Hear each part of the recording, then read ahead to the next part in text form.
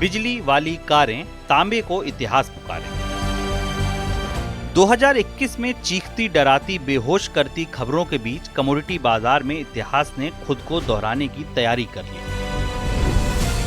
धातुओं, खासतौर पर तांबा यानी कॉपर की तेजी देखकर लोग भौचक्के रह गए। तांबे की आंच से निकल भी खौल उठा। बीते अक्टूबर में कॉपर की कीमत $10,500 के शिखर पर पहुंच गई। शोर था कि तांबे का भंडार 47 साल के सबसे निचले स्तर पर है। आखिर कॉपर इस तरह क्यों तड़क उठा?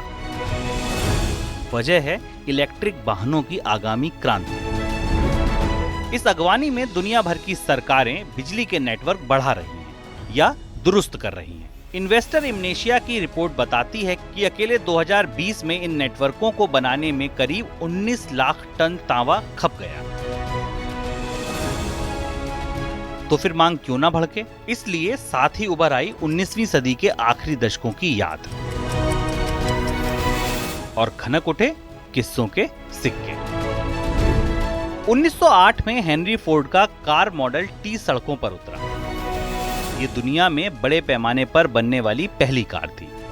टिन लिजी के उपनाम से चर्चित फोर्ड की टी मॉडल अब दंत कथा बन चुका है। इस कार के साथ ऑटोमोबाइल उद्योग का सूर्योदय हुआ और शुरू हो गया रबर बूम। कारों के लिए रबर की जरूरत थी। इससे पहले साइकिलें आ चुकी थी, जिनके लिए भी रबर की मांग निकलनी शुरू हो चुकी थी।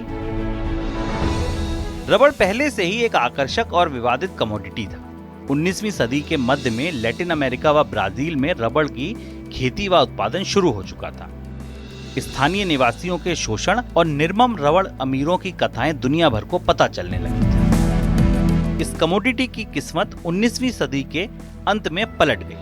सिंगापुर बॉटनिकल गार्डन की पहल पर दक्षिण पूर्व एशिया में रबर उगाने के प्रयोग हुए और फोर्ड का टी मॉडल बाजार में आने तक सिलोन, मलाया, अन्य दूसरे पड़ोसी देश रबर की अर्थव्यवस्थाएं बन चुके थे।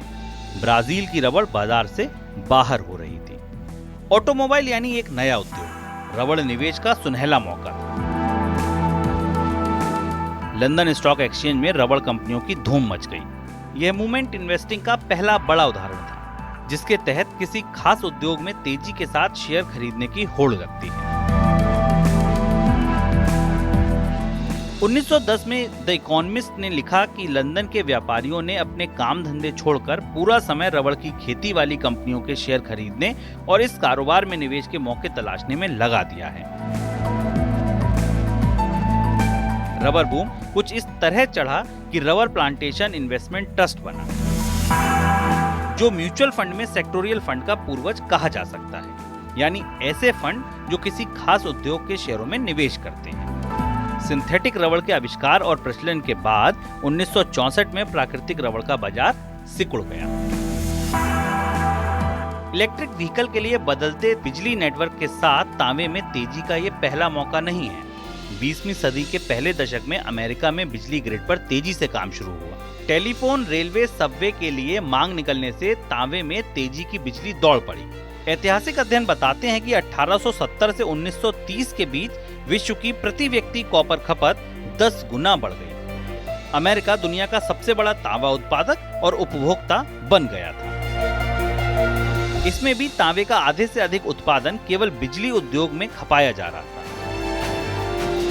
डेलॉयट का अध्ययन है कि 2020 में दुनिया में सालाना 25 लाख इलेक्ट्रिक वाहन थे। ये बिक्री 2030 तक 3 करोड़ सालाना हो जाएगी।